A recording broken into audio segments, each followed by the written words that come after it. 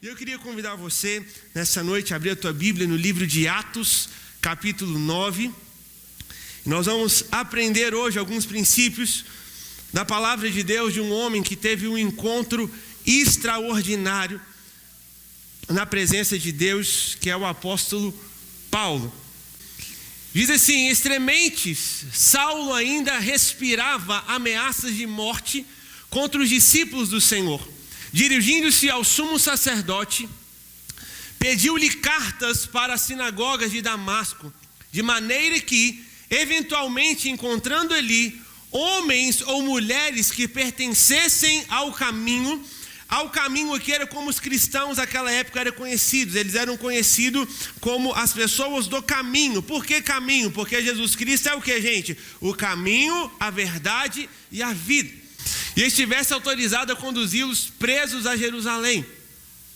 Entretanto, durante sua viagem, quando se aproximava de Damasco, subitamente uma intensa luz vinda do céu resplandeceu ao seu redor.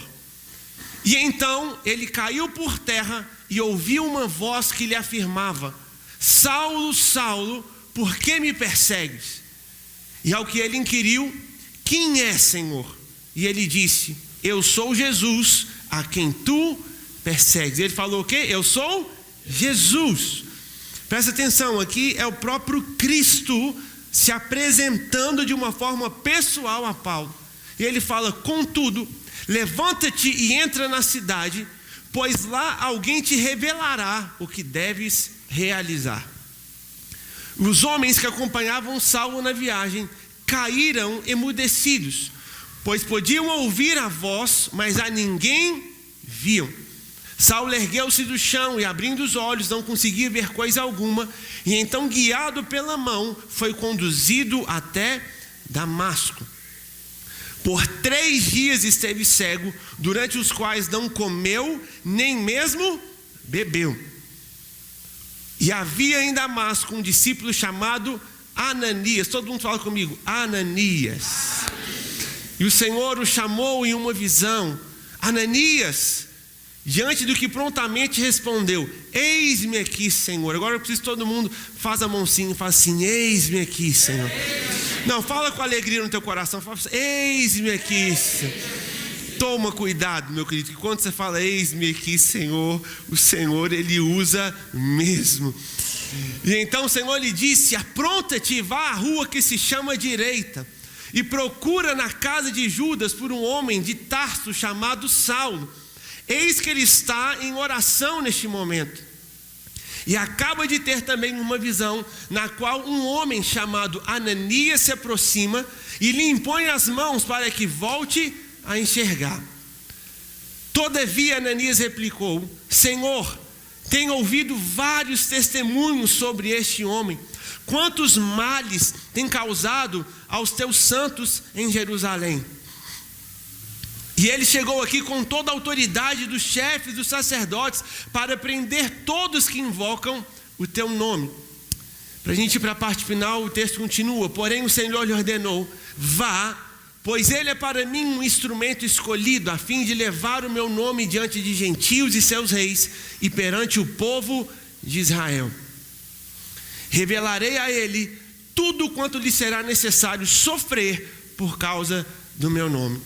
E os últimos versículos: então Ananias foi e, entrando na casa, impôs as mãos sobre ele, declarando: irmão Saulo. É engraçado que ele, na hora que ele viu Saulo, o perseguidor, ele já chamou ele de irmão, né? Irmão, tomara que esteja do nosso lado mesmo. Irmão Saulo, o Senhor Jesus lhe apareceu no caminho por onde vinhas e enviou-me a ti para que tornes a ver e fiques pleno do Espírito Santo. Imediatamente lhe caíram dos olhos algo parecido como escamas, e ele passou a ver de novo, e em seguida levantando-se, foi batizado. E depois de alimentar-se, ganhou novas forças, e passou vários dias na companhia dos discípulos em Damasco. Palavra de Deus para nós essa noite. Pode se sentar no seu lugar, em nome do Senhor Jesus. Amado, se eu pudesse dar um título: não conte para Deus aquilo que você ouviu. De novo, não conte para Deus aquilo que você ouviu. A palavra de Deus, quando nós olhamos para ela, nós vemos aqui um homem que teve um encontro com Deus que foi tão poderoso para transformar não só a vida dele, mas para mudar a história do cristianismo. Quando nós pegamos Paulo ou Saulo, tanto faz a nomenclatura que eu usar aqui nessa noite, mas Paulo foi talvez um dos, na minha humilde opinião, amado, deixa eu só falar uma coisa com vocês. As nossas crianças, elas estão ensaiando para o culto do dia 11 do mês que vem, do dia das crianças do mês que vem. Então tá tudo certo lá, tá bom? E aí eles estão preparando que nós vamos fazer um culto todo mundo junto aqui embaixo. Então vai ser bênção, mas foca aqui em mim, tá ligado? Amém. Paulo foi o homem ou discípulo de Cristo que escreveu a maior parte do Novo Testamento. Foi o homem que nunca viu Jesus em carne e osso, não viu os milagres de Jesus, não era um discípulo em que andava com Jesus, mas era um discípulo onde ele teve uma experiência, um encontro tão pessoal com Jesus, que mesmo que ele não tivesse tido uma experiência carnal de ver Jesus na sua forma física, ele teve um encontro espiritual maior até mesmo do que aqueles discípulos que haviam andado com Jesus. A palavra de Deus no próprio livro de Atos vai estar falando que Paulo vai se encontrar com Pedro e outros discípulos em Jerusalém, e ele passa ali um tempo, e quando ele volta para os seus discípulos, ele fala: gente, eu tive com Pedro, eu tive com João, eu tive com os discípulos, e eles não me acrescentaram em nada.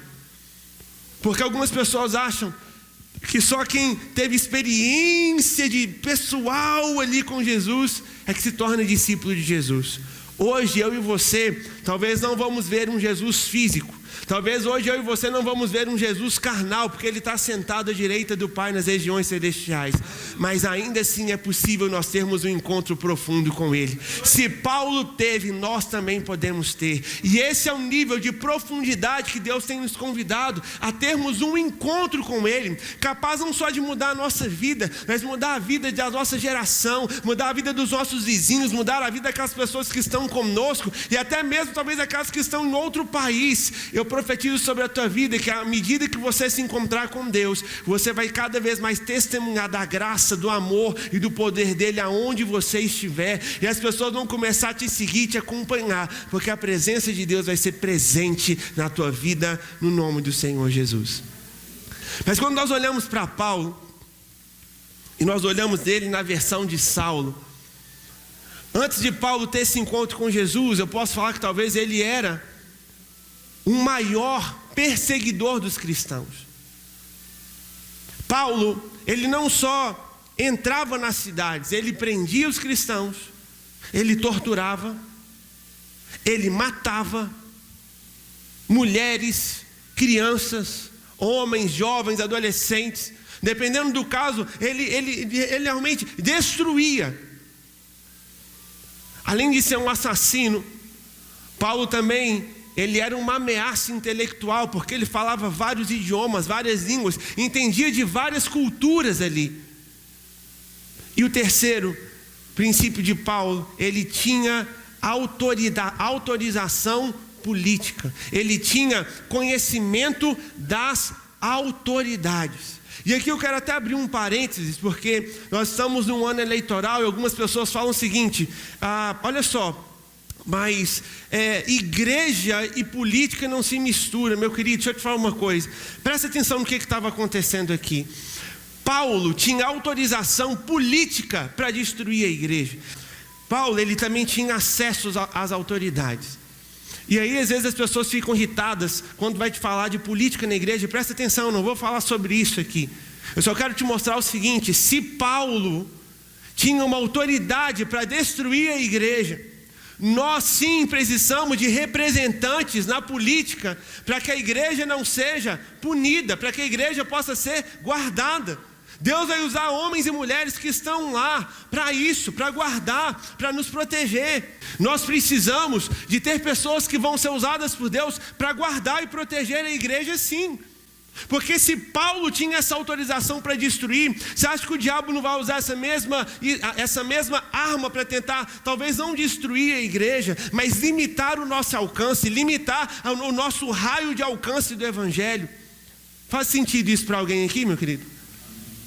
Então não é uma questão de concordar ou não concordar, se a própria palavra de Deus está mostrando a importância de termos representantes lá. Que eu declaro e profetizo a nossa nação, uma nação sarada, curada, livre em nome de Jesus. Amém? Mas sabe o que eu acho interessante? A igreja estava com medo. A igreja estava vivendo um momento de tensão por causa de um homem. Como que um homem pode gerar tanto medo para um povo que é considerado o povo do caminho? E eu costumo até brincar que parece, gente, eu não sei se às vezes só levantou contra mim essas pessoas, mas parece que tem pessoas que elas foram ungidas para te perseguir. Sim ou não?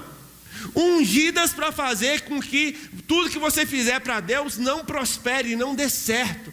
Você vai entrar no ministério, levanta uma pessoa e vigia, viu, irmão? Porque às vezes até dentro da igreja, para falar, para fofocar, para tirar a tua fé. E aí aquilo que você ia fazer, que é transformar a tua vida, que é alavancar o ministério, morre. Quem está comigo? E é isso que nós precisamos tomar cuidado. Mas deixa eu te falar uma coisa, do mesmo jeito que Saulo, ele era um perseguidor de cristãos, ele matava, ele tinha uma inteligência intelectual acima da média, ele poderia ter tudo isso. Mas Deus está sempre do lado da igreja. Jesus continua sendo o Senhor da igreja. E enquanto Jesus permanecer sendo o Senhor da igreja, a igreja vai permanecer de pé. 1000 vão cair ao nosso lado, 10.000 à nossa direita, mas nós não seremos atingidos. Pode cair praga no Egito, mas a nossa casa, na nossa tenda, não chegará praga alguma. A arma pode até ser forjada, mas ela não vai prosperar na nossa vida, porque quem continua sendo o Senhor dessa igreja é o nosso Senhor e Salvador Jesus Cristo. E quando Ele se levanta e quando Ele age, não há quem possa impedir. Mas é interessante que o clima aqui era tenso. E eu quero te falar uma coisa, e coloque amor nas minhas palavras. Quanto maior for a unção, maior serão os ataques. De novo, quanto maior for a unção, maior serão os ataques. E talvez se você não tem um encontro com Deus, eu tenho um certo receio de quem Deus é, você fala o seguinte: então eu não quero unção, porque eu não quero ser atacado. Não, meu querido, entende uma coisa: quanto maior for a unção de Deus na tua vida, mais Deus vai te usar. Os ataques virão, mas eles não te atingirão, eles não vão fazer com que você pare, porque maior é o que está em nós do que o que está no mundo. A palavra fala que a sombra de Pedro curava.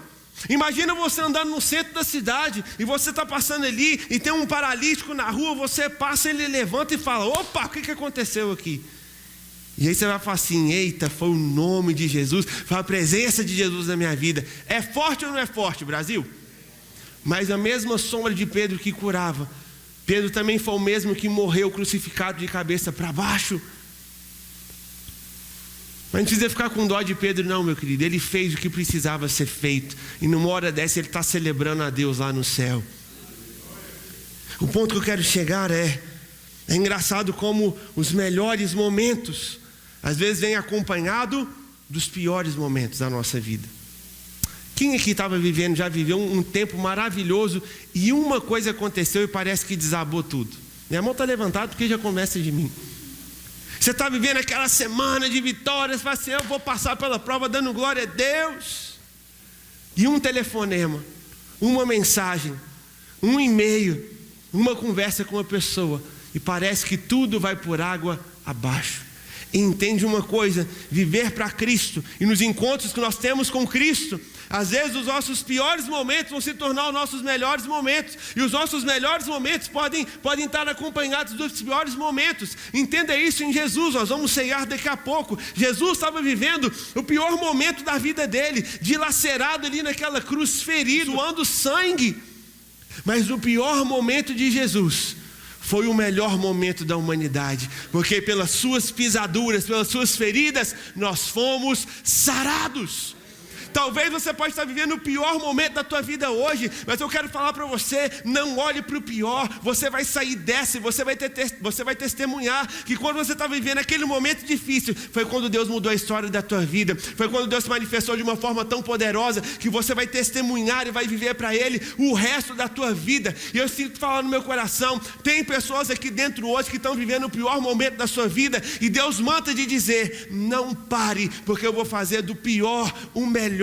Eu fiz de um assassino o maior dos discípulos, eu fiz de um mentiroso, eu fiz de Jacó enganador um rei, aquele que venceu com Israel. Eu fiz de José do Egito, que foi jogado num buraco a ser governador do Egito. E assim será na minha vida e na tua vida, em nome do Senhor Jesus. Se você crê nisso, diga amém. Aleluia. Fato é que muitos vão te odiar pelas vitórias que você vai ter, mas poucos vão saber o que você teve que passar para que aquilo se manifestasse na tua vida. E aí, nós vemos, quando nós chegamos agora nessa história, nós vemos Paulo, esse assassino, indo para Damasco. E a palavra fala que no meio do caminho, uma luz vem forte, e Saulo cai e tem um encontro com Deus. Deus interveio na vida de Saulo.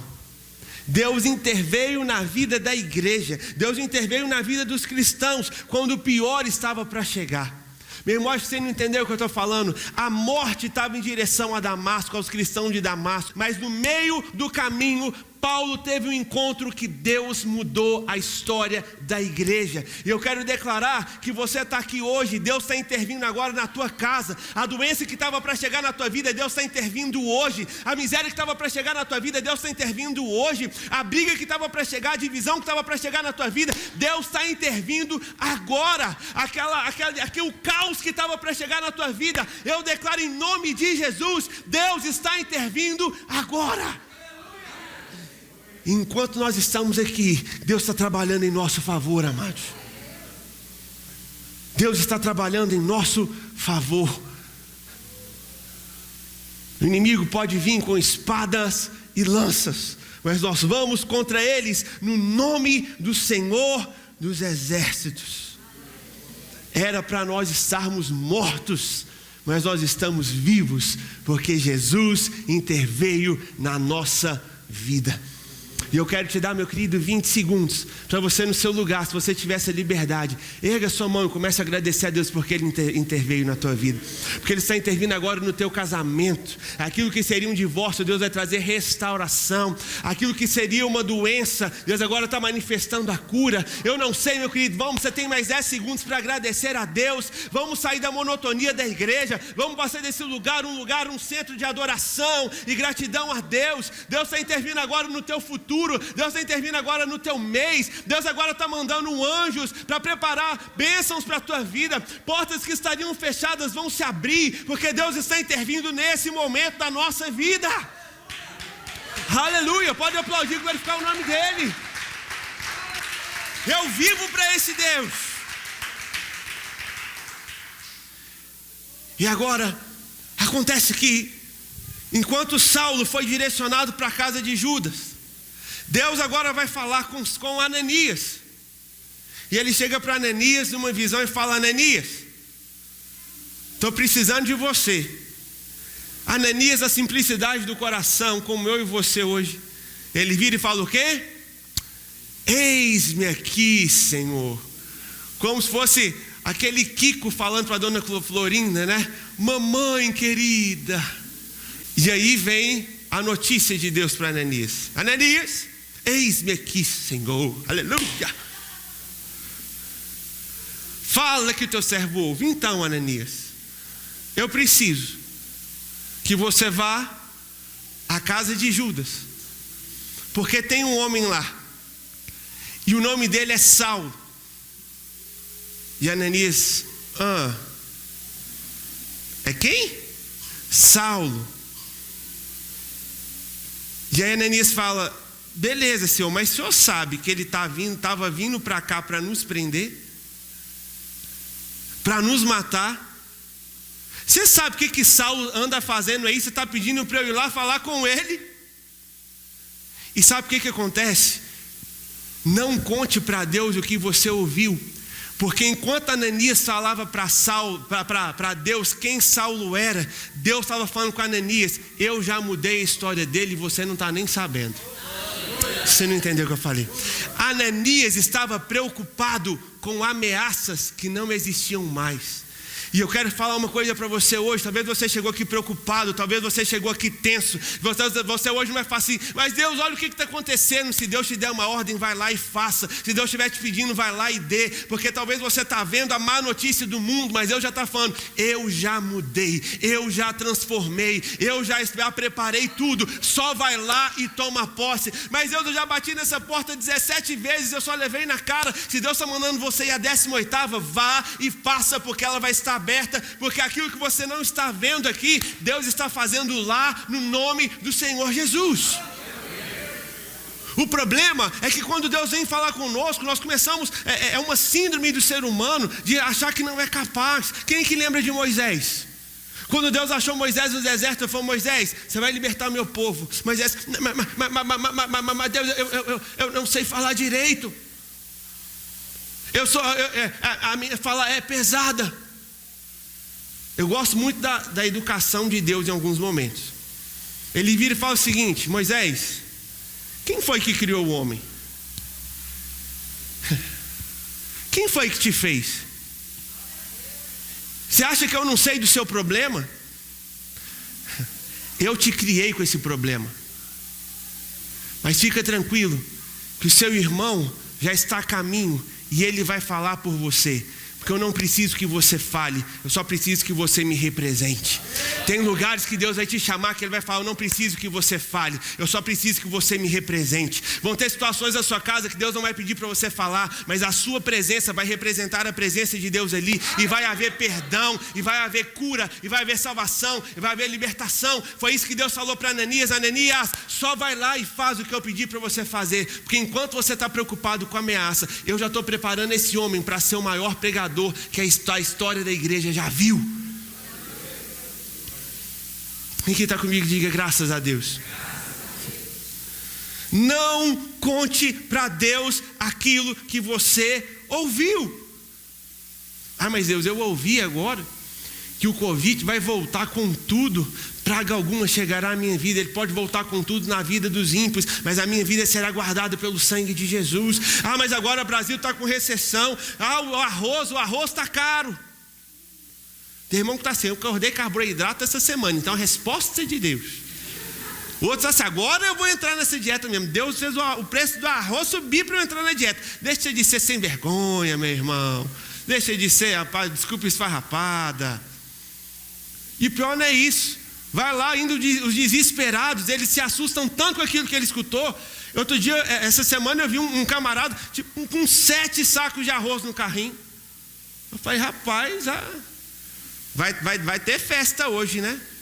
Não, porque você não viu no jornal, você não viu. Eu não estou preocupado com aquilo que eu escutei, eu estou preocupado com aquilo que Deus me falou. E Ele falou que Ele é meu Senhor e meu Salvador, Ele é o meu Senhor e o meu pastor, e nada vai me faltar. Ele falou que se eu crer nele, tudo é possível ao que crê. Ele falou que Ele é meu Jeová Jiré, Ele provê para si, Ele provê para mim, porque eu sirvo a um Deus fiel.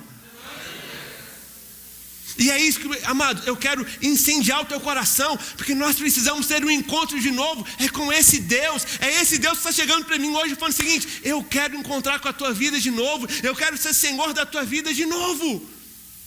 Porque se foi assim com Ananias, se foi assim com Saulo, é comigo e com você. Entende uma coisa: enquanto nós não descansarmos na onisciência de Deus significa aquele que sabe de todas as coisas. Enquanto nós não confiarmos na onisciência de Deus, nós nunca vamos ter paz.